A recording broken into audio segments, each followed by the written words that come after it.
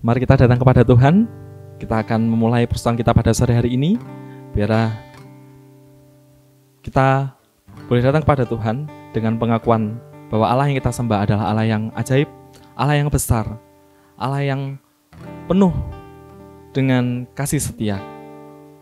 Mari kita pujikan, besar dan ajaiblah karya Tuhan.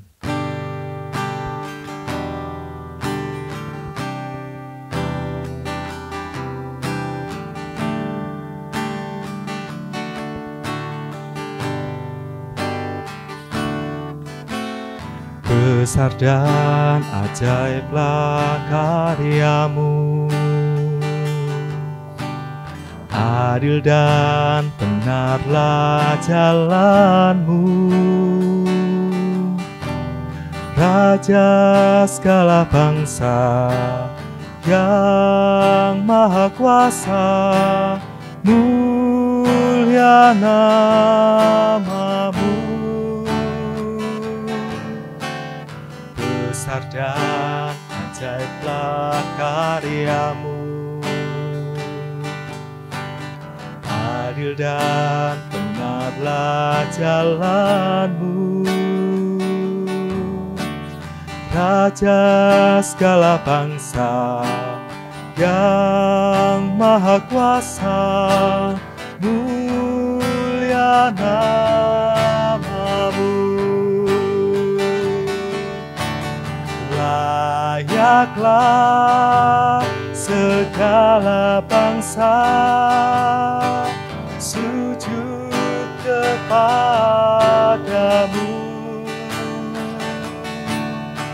sebab Kau Allah yang kudus, layak disembah. Kita jangan musikan lagu ini. Besar dan ajaiblah karyamu Tuhan. Besar dan ajaiblah karyamu, adil dan benarlah jalanmu, Raja segala bangsa yang maha kuasa, mulia namamu. Besar dan ajaiblah karyamu, adil dan benarlah jalanmu, Raja segala bangsa yang maha kuasa, mulia namamu.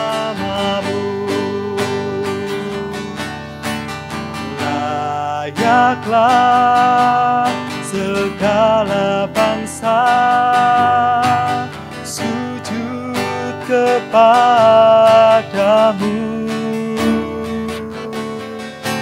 sebab Kau Allah yang kudus, layak disembah. Layaklah segala bangsa, layaklah segala bangsa sujud kepadamu,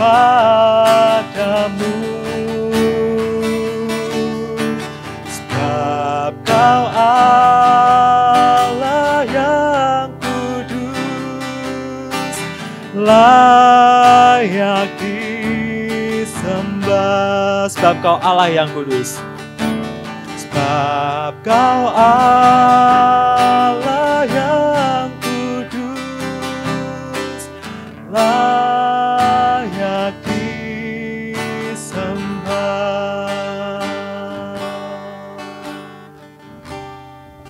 Mari kita datang kepada Tuhan. Kita serahkan hati kita kepada Tuhan. Mari kita berdoa. Bapa yang di surga, Bapa yang penuh kasih, kami sungguh mengucap syukur ya Tuhan untuk kasih Tuhan di dalam kehidupan kami.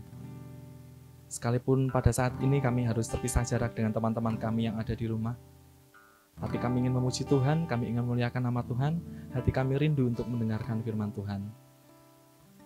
Bahwa biarlah pada saat ini jarak tidak menjadi penghalang di antara kami, tidak menjadi penghalang bagi persekutuan kami. Tapi biarlah hati kami boleh dilimpahkan dengan sukacita yang dari Tuhan. Karena kami boleh bersama-sama datang kepada Tuhan.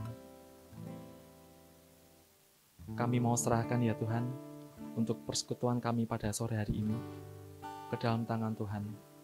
Biarlah Tuhan yang bekerja, biarlah Roh-Mu yang kudus yang bekerja di dalam hati setiap kami, sehingga kami boleh mengerti dan memahami apa yang Tuhan firmankan kepada kami pada sore hari ini.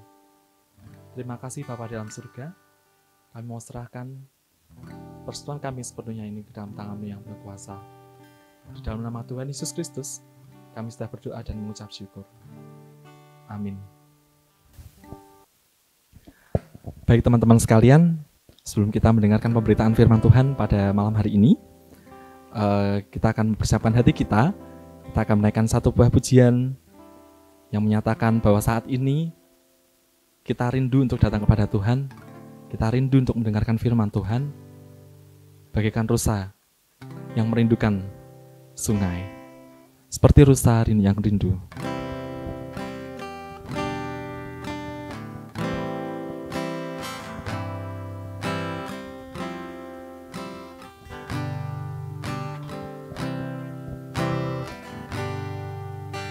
Seperti rusa rindu sungaimu, jiwaku rindu Engkau. Kaulah Tuhan hasrat hatiku, ku rindu menyembah-Mu.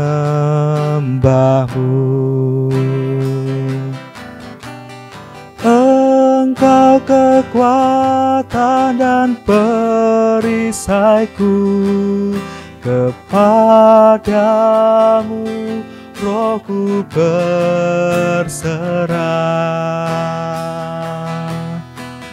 Kaulah Tuhan hasrat hatiku, ku rindu menyembah-Mu.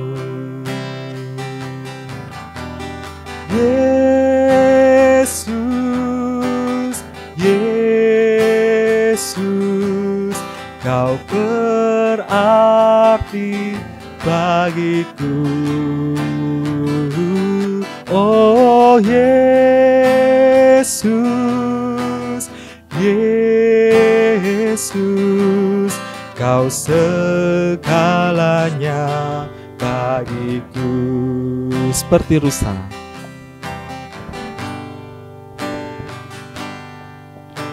seperti rusa rindu sungaimu, jiwaku rindu Engkau. Kaulah Tuhan hasrat hatiku, ku rindu menyembah-Mu. Engkau kekuatan dan perisaiku, kepadamu rohku berserah. Kaulah Tuhan hasrat hatiku, ku rindu menyembah-Mu.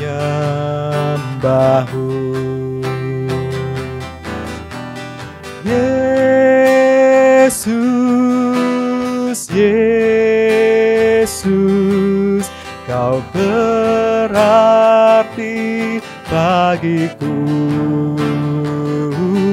Oh Yesus, Yesus, Kau segalanya bagiku. Yesus, Yesus, Yesus, Yesus, Yesus, Kau berarti bagiku. Oh Yesus,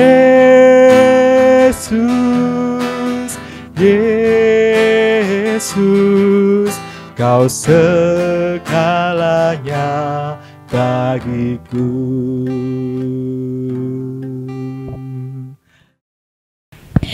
Selamat sore teman-teman yang terkasih di dalam Tuhan. Kita akan bersama-sama merenungkan firman Tuhan. Mari kita bersatu di dalam doa. Ya Allah yang penuh kasih, kami mengucap syukur Tuhan. Di tengah pandemi ini, Tuhan masih memberikan kepada kami kesehatan dan kekuatan. Bahkan Tuhan masih memberikan kepada kami kesempatan untuk bersekutu dengan umat Tuhan melalui video streaming. Dan pada saat ini Tuhan, sekalipun segala sesuatunya terbatas, tapi kami mau sungguh-sungguh untuk datang ke hadirat Tuhan, merenungkan setiap kebenaran yang Tuhan akan nyatakan kepada kami.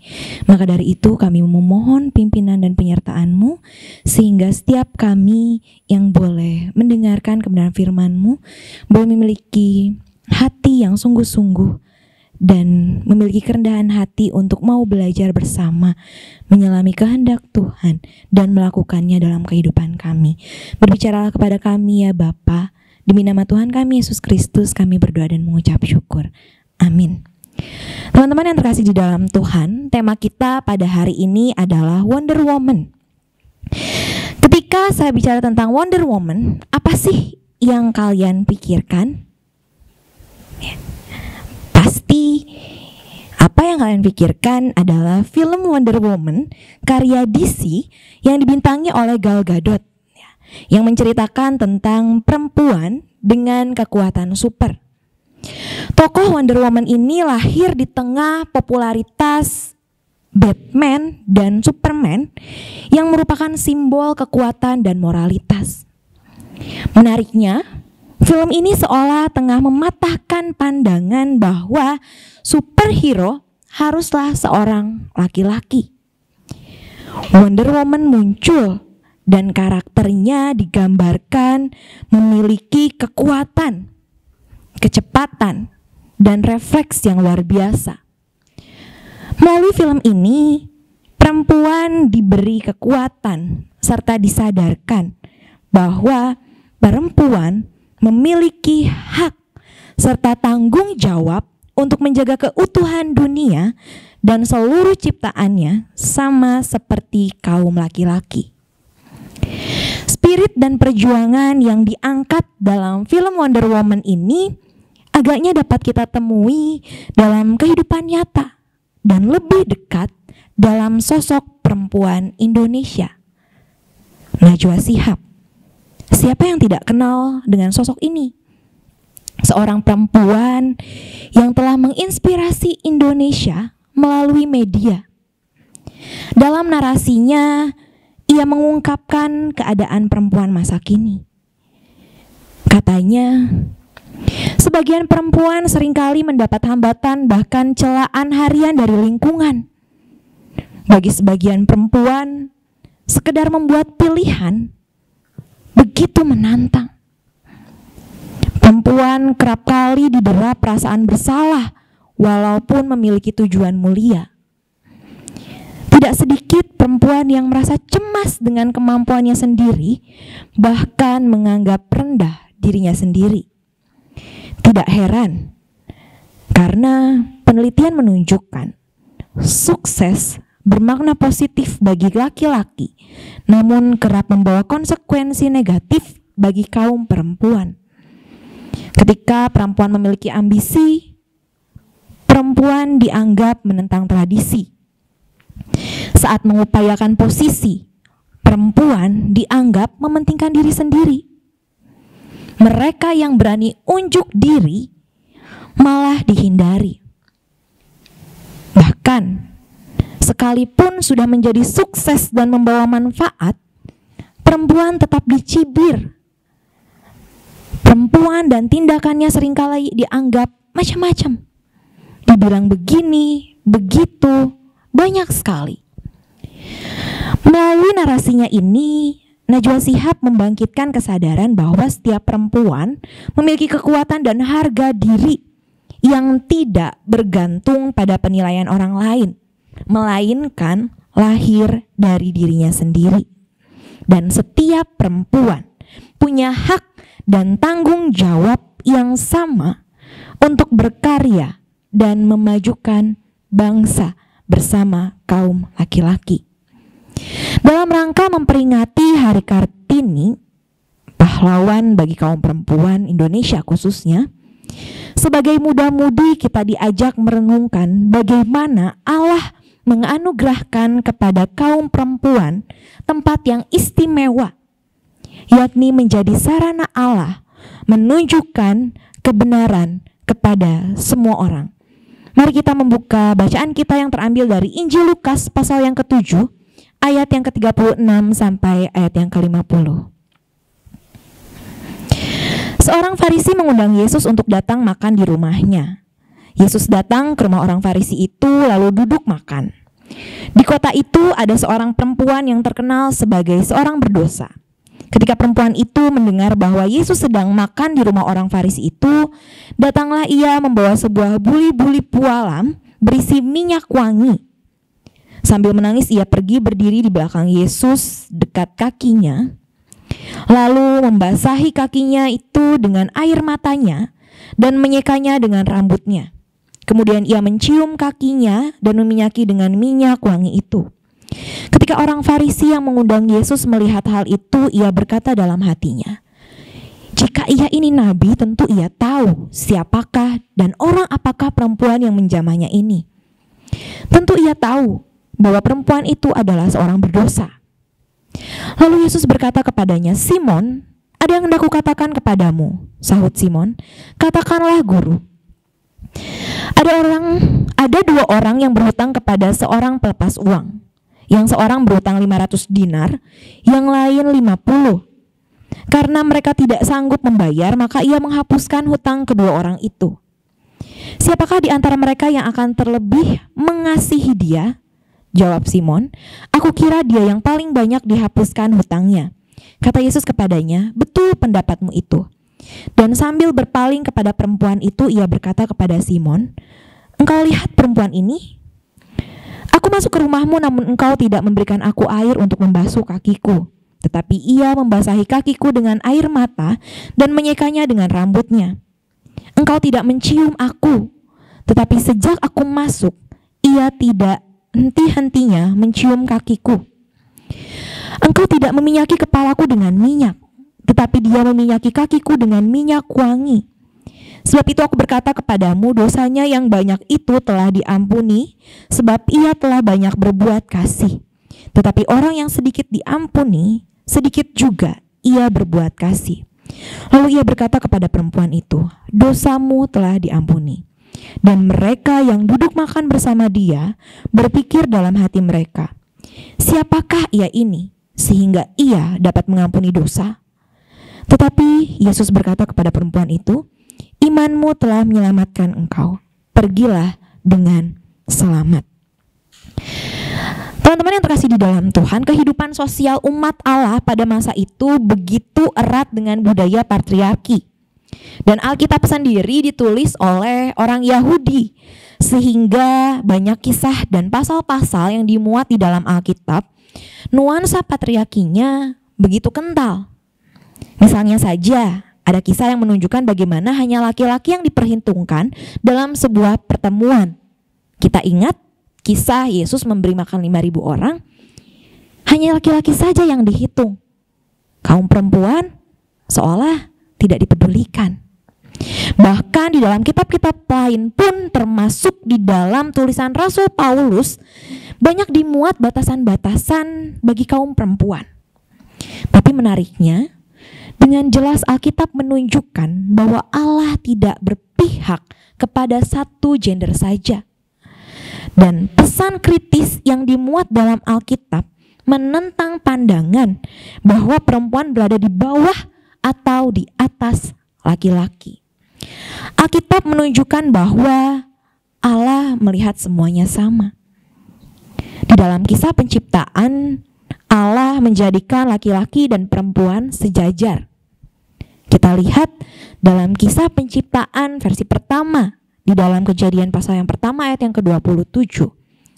Sekalipun kata laki-laki dan perempuan menggunakan kata yang berbeda untuk menjelaskan keadaan fisik atau gender, zakar untuk laki-laki atau maskulin, dan nekabah untuk perempuan atau feminim, namun ada pesan yang jelas disampaikan oleh Allah bahwa keduanya diciptakan oleh Dia.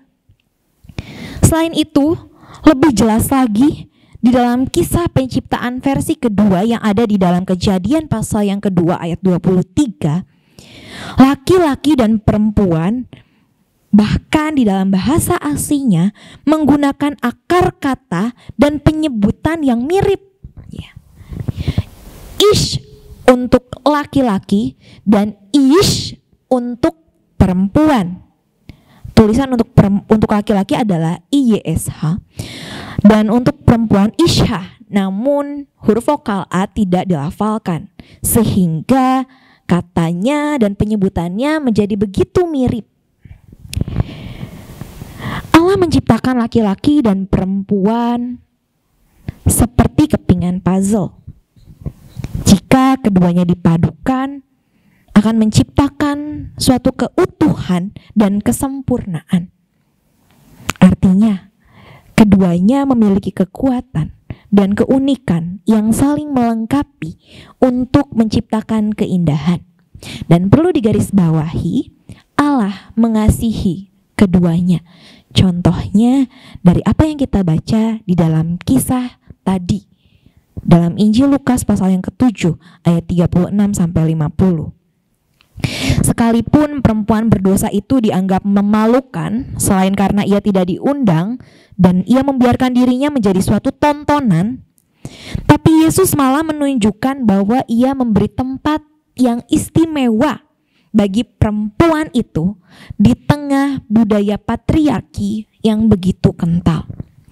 Lebih menarik lagi, perempuan berdosa itu menunjukkan kekuatan supernya di dalam kisah ini. Karena di sana ia menyampaikan kebenaran, kekuatan yang menginspirasi bagi semua pembacanya. Pertama, ia sungguh tidak takut dengan pandangan berani orang-orang Farisi yang selalu merasa dirinya benar. Ia begitu berani masuk ke dalam rumah itu dan menginterupsi jamuan makan yang sedang dilakukan. Sekali lagi, padahal dia tidak diundang. Yang kedua, dia berani menunjukkan imannya kepada Yesus. Ketiga, ia menangis di kaki Yesus, membasuhnya dengan air matanya dan mengeringkannya dengan rambutnya sendiri. Kita tahu rambut seorang perempuan adalah lambang kehormatan bagi dirinya. Lebih daripada itu, ia mencium kaki Yesus lalu meminyakinya dengan minyak wangi yang dibawanya. Tindakan perempuan berdosa itu menunjukkan pengabdiannya dan rasa terima kasih yang mendalam atas kasih Yesus yang tidak bersyarat bagi dirinya.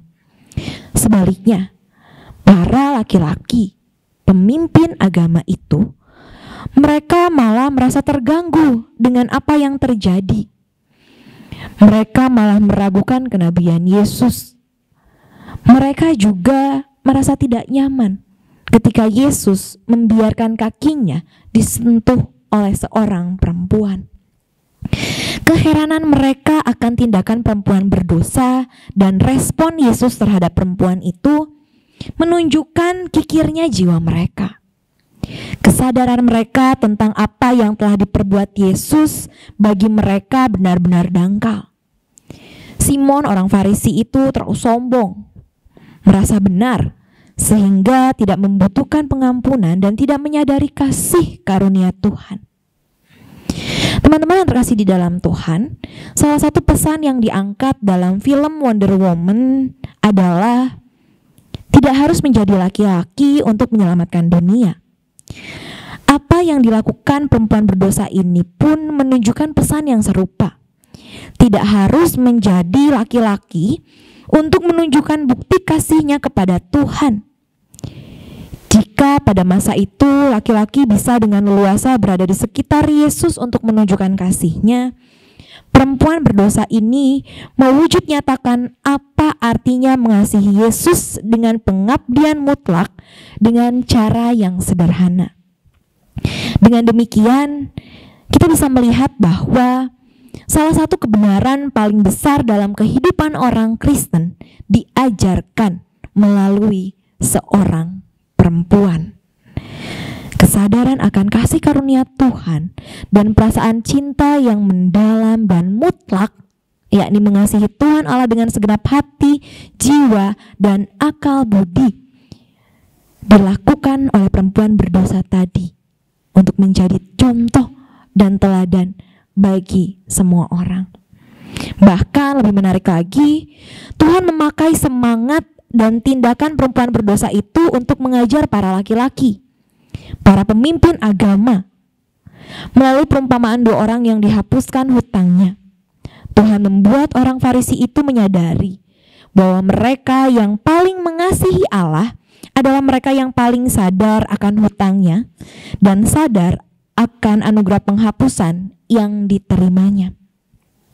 Sikap hati, tanggapan, dan tindakan para perempuan dalam kehidupan Yesus telah mengungkapkan kebenaran untuk diaplikasikan dan nilai untuk ditiru.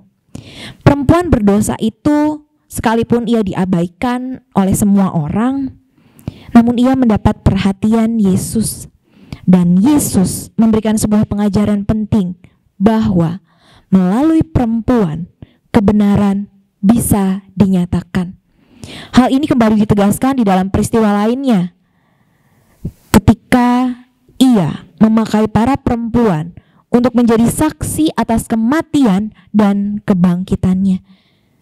Kita bisa bayangkan, tanpa para perempuan, mungkin para laki-laki pada saat itu tidak menyadari kebangkitan Yesus.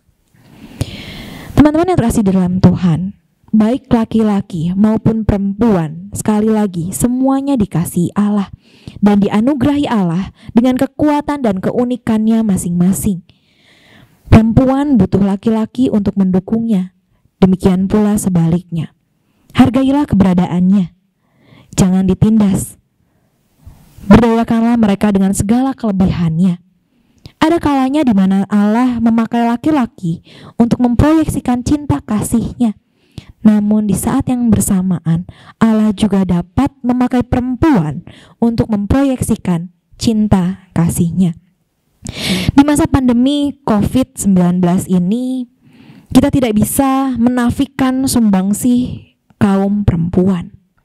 Data WHO tahun 2019 menyebutkan bahwa 70% tenaga kesehatan di seluruh dunia adalah perempuan.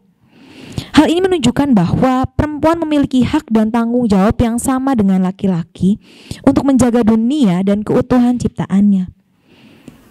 Namun, di tengah pandemi ini, kita mungkin terbatas karena kita bukan tenaga medis yang ada di barisan terdepan dalam penanganan pandemi ini. Dan kita pun terbatas karena harus mengikuti anjuran pemerintah untuk di rumah saja. Namun spirit perempuan berdosa tadi bisa kita maknai dan hidupi, yakni mengambil langkah sederhana untuk menunjukkan cinta kepada Tuhan dan sesama. Salah satunya dengan berdoa sungguh-sungguh. Dan tentunya langkah sederhana ini tidak terbatas bagi kaum perempuan saja, tetapi bagi semuanya, termasuk kaum laki-laki. Kita diajak untuk menekuni langkah sederhana dalam melawan virus corona, yaitu dengan berdoa. Selain itu, kita pun bisa bersatu untuk melakukan tindakan sederhana lainnya dalam membagikan apa yang bisa kita bagikan sesuai apa yang kita miliki, dan membuat apa yang bisa kita buat demi membantu saudara-saudara kita yang lebih menderita. Akhirnya, marilah kita menghidupi peran kita sebagai mitra yang berpadu demi mewujudkan nilai-nilai kerajaan Allah. Amin. Mari kita berdoa. Ya Allah yang penuh kasih, kami bersyukur karena Tuhan menciptakan kami dalam sebuah perbedaan. Namun di dalam perbedaan itu, ketika kami bersatu dan berpadu, akan tercipta sebuah keindahan. Maka dari itu Tuhan, ajar kami untuk menghargai satu sama lain, baik kaum perempuan kepada kaum laki-laki, demikian pula sebaliknya. Sehingga kami boleh bersama-sama menyadari bahwa ada tugas dan tanggung jawab besar yang Tuhan percayakan kepada kami untuk kami lakukan bersama. Khususnya di masa pandemi ini, kami kembali diteguhkan untuk mewujud nyatakan cinta kami kepada Tuhan dan sesama. Mampukan kami Tuhan untuk menjalankan setiap tanggung jawab kami tersebut. Dan secara khusus kami pun berdoa Tuhan untuk Komisi Vox Reformata yang juga Tuhan percayakan untuk mengambil bagian dalam pelayanan sosial di tengah pandemi ini, baik dalam pembuatan masker maupun pembagian sembako bagi jemaat dan masyarakat yang membutuhkan. Kiranya Tuhan memberkati setiap teman-teman yang terlibat. Tuhan berikan kekuatan dan kesehatan kepada mereka, sehingga ketika mereka harus bersentuhan dengan orang banyak, mereka tetap bisa memiliki keadaan tubuh yang baik dan terhindar dan jauh dari virus corona. Dan kami pun terus memohon ya Bapa, kiranya anugerah Tuhan boleh memulihkan keadaan bumi kami ini, sehingga wabah ini boleh segera berakhir dan kami boleh terus melanjutkan karya Tuhan di tengah bumi ini dengan melakukan setiap kewajiban dan tanggung jawab yang sudah Tuhan percayakan kepada kami. Terima kasih ya Bapa, ini hidup kami mau setia mengasihi Tuhan dan setia untuk melakukan kehendak-Mu. Demi nama Tuhan kami Yesus Kristus kami berdoa dan mengucap syukur. Amin.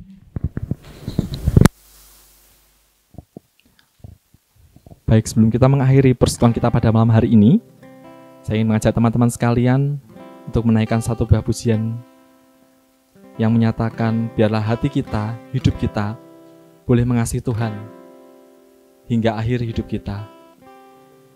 Mari kita naikkan pujian seperti wanita yang mengurapi kakimu.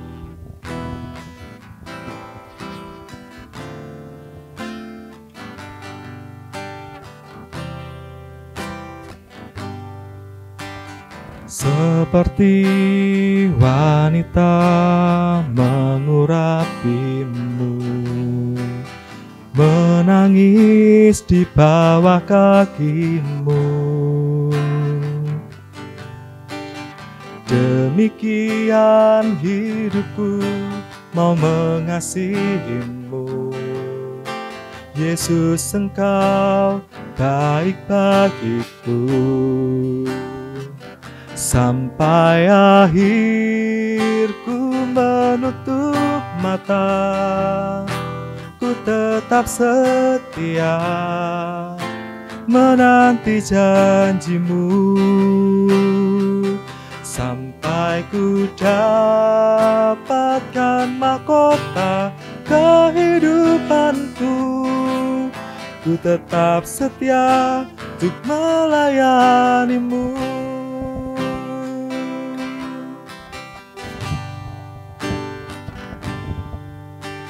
Seperti wanita mengurapimu, menangis di bawah kakimu. Demikian hidupku mau mengasihimu. Yesus, Engkau baik bagiku. Sampai akhirku menutup mata, ku tetap setia menanti janjimu.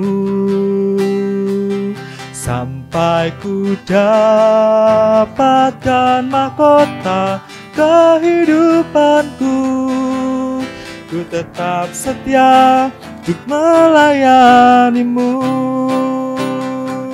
Sampai akhirku menutup mata, ku tetap setia menanti janjimu. sampai ku dapatkan mahkota kehidupanku. Ku tetap setia untuk melayanimu.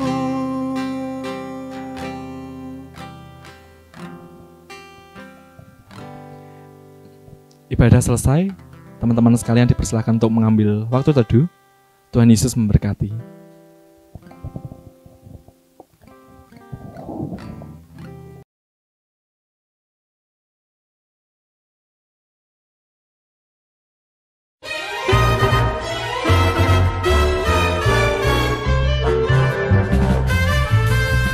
Kita akan menutupnya dengan sebuah lagu yang menggambarkan